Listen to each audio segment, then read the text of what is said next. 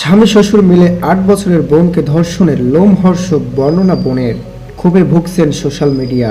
বিস্তারিত জানতে আমার চ্যানেলে যদি নতুন হয়ে থাকেন অবশ্যই সাবস্ক্রাইব করে ভিডিওটি শেষ পর্যন্ত দেখতে থাকুন। মাগুরায় ৮ বছরের শিশু আসিয়া বড় বোনের বাড়িতে বেড়াতে এসে বোনের শ্বশুরের দ্বারা ধর্ষণের শিকার হয়। ঘটনাটি ৬ মার্চ বৃহস্পতিবারের। এমনকি এই ঘটনার সঙ্গে জড়িত শিশুটির দুলাভাই নিজেই। সম্প্রতি এমন বোমায় ফাটিয়েছেন মৃত্যুর সাথে পাঞ্জা লড়তে থাকা আসিয়ার বড় বোন। ধর্ষণের এই নেককারজনক ঘটনার পর ক্ষোভে ভুগছে সামাজিক মাধ্যমে ব্যবহারকারীরা।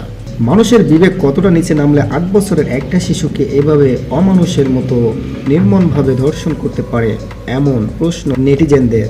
ইতিমধ্যে পুলিশ ও সেনাবাহিনীর যৌথ অভিযান গ্রেপ্তার করা হয়েছে শিশুটির বোনের শ্বশুর হিটু শেখ ও স্বামী সজীব হোসেনকে। বর্তমান শিশুটি ঢাকা মেডিকেল কলেজ হাসপাতালে আশঙ্কাজনক অবস্থায় আইসিইউতে মৃত্যুর সঙ্গে পাঞ্জা লড়ছে। সম্মানিত দর্শক, সবাই ভালো থাকবেন। দেখা হবে অন্য কোনো ভিডিওতে। ধন্যবাদ।